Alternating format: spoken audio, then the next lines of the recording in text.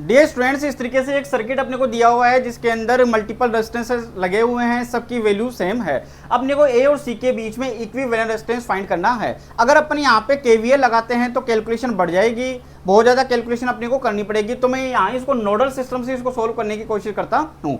तो nodal system में अपन क्या करते हैं कि जिन दो पॉइंट्स के बीच में इक्विवेलेंट रेजिस्टेंस निकालना हो उनके बीच में एक बैटरी कनेक्ट कर देते हैं और उसका पोटेंशियल अपन मान लेते हैं 100 वोल्ट।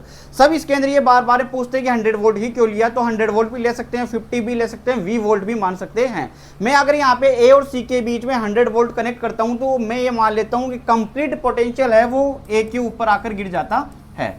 तो यहाँ पे C के ऊपर कितना गिरेगा, 0 वोल्ट गिरेगा। अब इस B पॉइंट के ऊपर मैं पोटेंशियल मान लेता हूँ X। अब आप यहाँ से देख सकते हो कि A से B के अंदर जो करंट फ्लो होगा उसकी वैल्यू सेम रहेगी। वही वैल्यू कहां से होगी, जो सी से निकल के आएगा, कहां से होते हुए, डी से होते हुए। क्यों? क्योंकि इस डी पॉइंट के ऊपर कितनी ब्रांचेस कनेक्ट है, 3 ब्रांचेस कनेक्टेड है। बी के ऊपर भी कितनी है, 3 ब्रांचेस। इसका मीन इसका पोटेंशियल अगर एक्स है तो इसका कितना होगा, 100 माइनस एक्स होगा।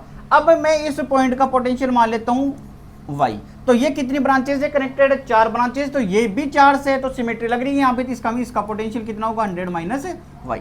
अब मैं दो जगह मैंने सिमेट्री लगाई थी, एक तो इस पॉइंट के ऊपर और एक इस पॉइंट के ऊपर, और ये सिमेट्री लगा के मैं यहाँ पे x और y की वैल्यू निकाल के लेके आता हूँ। तो y की वैल्यू अपने पास में आती है 60 वोल्ट और x की वैल्यू अपने पास निकल के आती है 200/3 वोल्ट। अब अपने को इक्विवेलेंट रेजिस्टेंस फाइंड करना है, तो total potential upon total current. तो टोटल पोटेंशियल कितना, 100, और टोटल करंट कितना, एक तो इस ब्रांच में जाएगा, एक इस ब्रांच में जाएगा। तो इसमें तो कितना होगा यहाँ से 100 माइनस के y अपॉन आर, और इसमें कितना होगा 100 माइनस एक्स अपॉन आर। तो यहाँ पे x और y की वैल्यू अपन पुटअप करते हैं तो अपने पास में आंसर निकल के आता है 15/11 आर।